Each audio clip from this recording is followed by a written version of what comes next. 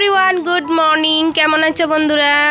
আশা করি তোমরা সবাই খুব খুব খুব ভালো আছো। আমরাও মোটামুটি বেশ ভালোই আছি তোমাদের এবং ভগবানের আশীর্বাদে। মনিকার সিম্পল লাইফস্টাইলে আমার আরও একটি নতুন দিনে নতুন ব্লগে তোমাদের সবাইকে অনেক অনেক স্বাগত আর অনেক অনেক ভালোবাসা জানিয়ে আজকের ব্লগটা শুরু করছি। ব্লগটা হচ্ছে সরস্বতী পূজার দিন। আশা করি সবারই সরস্বতী পূজা অনেক অনেক ভালো কেটেছে, ভালো গেছে। তো চলো, সরস্বতী পূজার দিন আমি কি করলাম সকাল থেকে সবটাই তোমাদের সঙ্গে শেয়ার করব। আই হোপ আজকের ব্লগটা তোমাদের ভালোই লাগবে। ফার্স্ট থেকে লাস্ট পর্যন্ত দেখার অনুরোধ রইল। যদি ভালো লাগে একটা লাইক করে দিও আর চ্যানেলটাকে সাবস্ক্রাইব করে রাখতে পারো। আমার চ্যানেলের ব্লগগুলো যদি দেখে ভালো লাগে তোমাদের, যারা নতুন বন্ধু হয়েছো। আজকে সকাল সকাল সবাই ঘুম থেকে উঠে পড়েছে। সরস্বতী পূজার দিন সবাই স্নান করবে, পুষ্পাঞ্জলি নিবে। তো আমিও সকাল সকালই আজকে কাজকর্মগুলো সেরে নিচ্ছি। ঘরে একটু পূজা দিব, পূজা দিয়ে তারপরে পাশের ঘরের দিদির ঘরে পূজা হচ্ছে, সেখানেই সবাই অঞ্জলি নিব। উঠেছি সকালে প্রায় 5টার দিকে। উঠে সকালের বাসি কাজকর্ম, বাইরের যেগুলো কাজকর্ম সেগুলো সেরে নিয়েছি। উঠানটা ঝাড়ু দেওয়া হয়ে গেছে, উঠানটা জল দিয়ে পরিষ্কার করে নিয়েছি। যেহেতু পূজা টুজা দিব, পূজার দিনে একটু রোজ দিন তো করেই থাকি, পূজার দিন একটু পরিষ্কার না করলেও ভালো লাগে না। তো বাইরের কাজ ছেড়ে তারপরে ঘরের ভিতরে চলে এসেছি। আর আজকে রান্না বান্না নিয়ে আজকে সকালে আর রান্নার ঝামেলাই যায়নি। তো চলো, এই যে বিছনাটা গুছিয়ে নিলাম।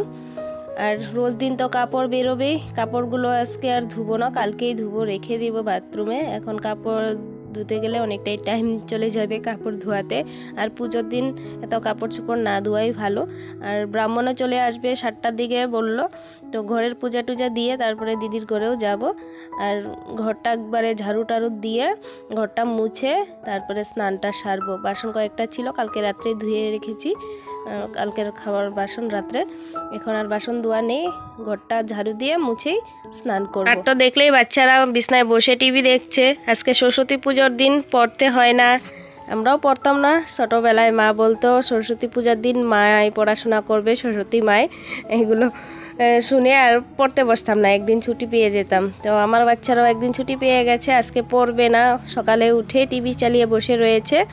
আর একটু ঠান্ডা ঠান্ডাও লাগছে, যেহেতু একটু সকালে ঘুম থেকে উঠেছে। তো বসে থাক, তারপরে আমি কাজগুলো সেরে ওদেরকে একটু গরম জল করে দিব, হলুদ মেখে দিব। আজকের দিনে হলুদ মেখে স্নান করতে হয়, ছোটোর থেকেই দেখে এসেছি, শুনে এসেছি। তো ওদেরকে একটু হলুদ মাখিয়ে তারপরে স্নান করাবো, আমিও একটু মাখবো মুখে।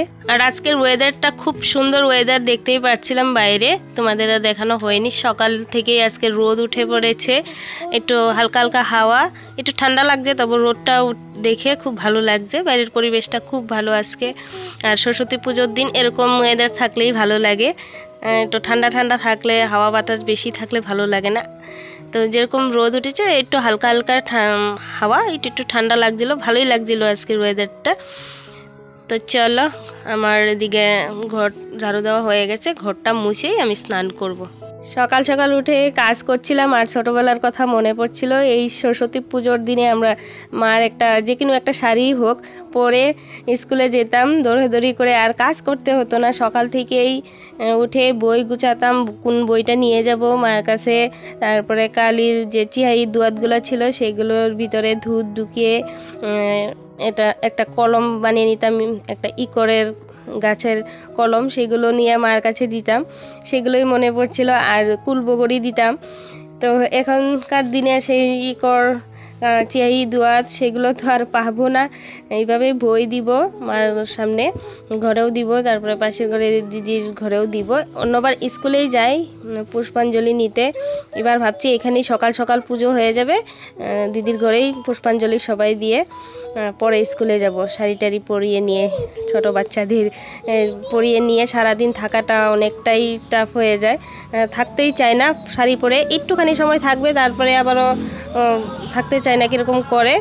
তো ভাবলাম পরেই যাব, এখানেই পুষ্পাঞ্জলি নিয়ে। কালকে হিমাশ্রীর পাপাকে বলে দিয়েছিলাম অল্প ফলমূল নিয়ে আসতে, ফলমূল নিয়ে এসেছে 5 জাতের। তো সেগুলো দিয়ে একটা ভোগ সাজিয়ে সাবু কলা দিয়ে দুধ দিয়ে দিব মায়ের কাছে। আর ঘরের হারমোনিয়ামটাও নিয়ে সেখানে পুজো করব। আর হিমাশ্রীর বই আর কলম চলম, আর ছোটোটার জন্য একটা খাতা, নতুন খাতা নিলাম, একটা কলম নিলাম, কাঠ পেন্সিল নিলাম, মার কাছে দিয়ে পুজো করব। ওকে তো ABCD লিখিয়ে নিব আজকের দিনে।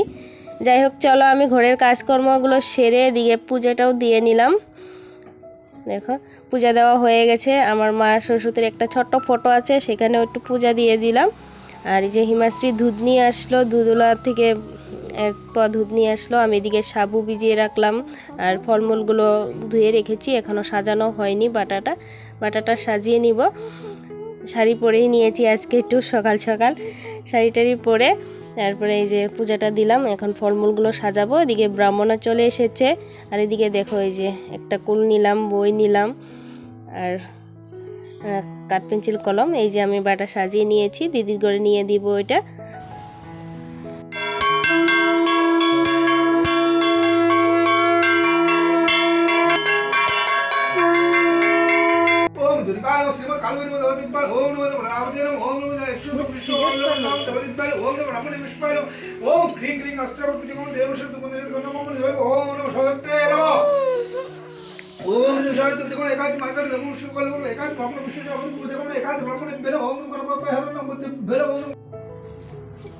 পুজো প্রায় শেষ, যজ্ঞ হবে। যজ্ঞর পর আমরা পুষ্পাঞ্জলি নিয়ে দিদির ঘরে খিচুড়ি হয়েছিল, খিচুড়ি প্রসাদ টসাদ খেয়ে অনেকক্ষণ পরে স্কুলে এসেছিলাম, প্রায় 12টার দিকে। এসে দেখছি এখানেও পূজা সমাপ্ত হয়ে গেছে, প্রসাদ বিতরণ করা হচ্ছে। তো মাকে একটু দর্শন করে এসে এদিকে প্রসাদ নিতে চলে আসলাম। সবাই এসেছি আমাদের দিদির ঘরে, যে দিদির ঘরে পুজো হয়েছিল সেই দিদির মা আর হিমাশ্রী দেখো যে শাড়ি পরে এসেছে। তোমাদের শাড়ি পরানোর সময় দেখানোর টাইমই পাইনি, এতটা তাড়াহুড়ো করে সারা মানে কাজকর্ম সেরে তারপরে শাড়ি পরিয়েছিলাম। ছোটোটাকেও পরিয়েছিলাম, কিন্তু আস্তে আস্তে ওকে তারপরে খুলে নিয়ে জামা পরিয়ে নিয়ে এসেছি, খুলে অতটা দিকদার করছিল। আর এদিকে এসে ওই যে প্রসাদ নিবে, এখানে এসে আর পুষ্পাঞ্জলি নেইনি, ঘরে নিয়ে এসেছে। তো এই যে এদিকে দেখো সবাই বসে রয়েছে, আমরা প্রসাদ নিব। এই যে প্রসাদ টসাদ এখানে দিচ্ছে, দাঁড়িয়ে দাঁড়িয়ে নিলাম, ছোটোটাকেও একটু খাইয়ে দিলাম। তারপরে আবার ঘরে চলে এসেছি। ভালো লাগছিল না সারাদিন উপাস থেকে, পুষ্পাঞ্জলি নিয়ে আবার হেঁটে গেলাম, খেয়ে দিয়ে এসে ভালো লাগছে না। তো এই যে মেখলা চাদরটা আমি পরেছিলাম সরস্বতী পূজার দিন, যাওয়ার সময় তোমাদের দেখানোই হয়নি, তাড়াহুড়োতে চলে গেছিলাম। আর হিমাশ্রী এটা পরেছে। কেমন লাগছে তোমাদের একটু জানিও কমেন্ট করে। চলো আজকের মতো টাটা।